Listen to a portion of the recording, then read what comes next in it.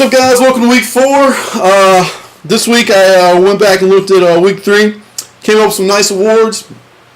First award we have is the Special Needs Award. I want you to take a minute and think about it, especially you Phoebes. Just what it might mean. Special needs. That's the award. Now, the award goes to Rudy. Rudy, who started Beanie Wells, who was inactive and lost. Congratulations. You have special needs. Next award we have is the Oops, I Crap My Pants Award. You guys remember that one? It's a favorite from last year. This one goes to the person that could have made a different decision on their lineup and won the game.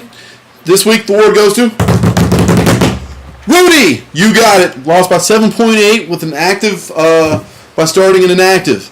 Congratulations. You're an idiot. I don't care that you're in med school. The next award we have is the Sucks to Be You Award. If you take a minute to think about why it sucks to be you, anyone can be the winner. But this week, the award goes to Dave Pierce. Why? Because Dave scored the 4th most points in the league this week and lost by 1/10 of a point. Who did he lose to? This guy. Thanks for coming out, Dave. All right, the next award we have is the Iron John Holmes Award. The award goes to... You can look at the scoreboard and figure it out. It goes to Raymond. Raymond, got a little advice for you. Just because your trade efforts are impotent doesn't mean your team is. Oh! John, really enjoyed the back and forth with the emails yesterday, but in the future, there is a message board to prevent you from blowing up my phone with worthless emails. However, Dennis, yours made me laugh really, really hard. The next award we have is the Holden Thorpe Award.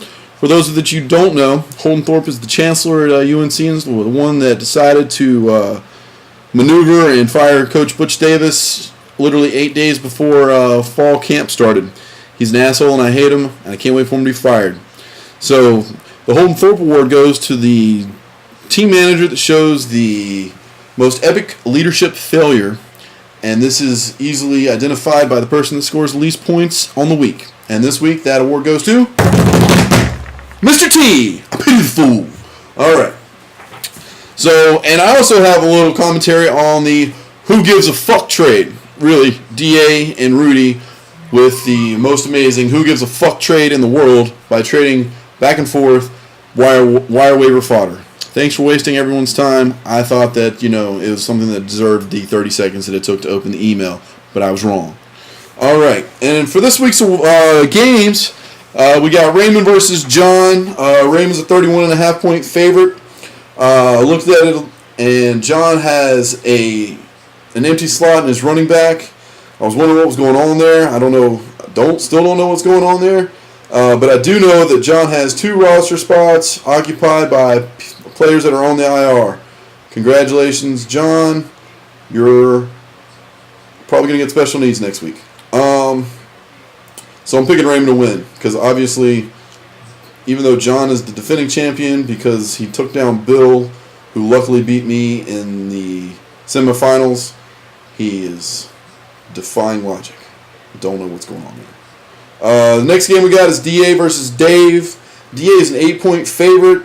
I'm going to take DA, and for one reason only. Never bet against the Gronk. That's right. DA has Gronkowski, tight end for New England.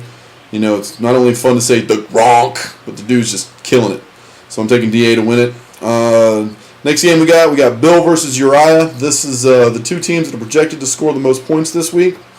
Bill's projected to score 166. Uriah's projected to score 168. Meanwhile, and Uriah is a 3.1 favorite. I don't know how that works because last time I checked, 168 minus 166 was 2. But what can you do? My point is, you never go with persons that is favored to score the most points in the week. Therefore, I'm taking Bill. And I'm going to make this bold prediction. The Lions defense will score the most points of any fantasy player in week 4. You know why? Because they're playing the Cowboys, who are going to be without wide receivers Miles Davis and Dez Bryant. It's going to be a fucking shit show, especially if Nick Farley can go beside that dude who I can barely say his first name, Sue. I mean, it's going to get ugly. I just hope Romo makes it out alive. I own him in a different league, but I'm sure Uriah shares my sentiment. In the next game, we got Rich and Farmer versus Dennis.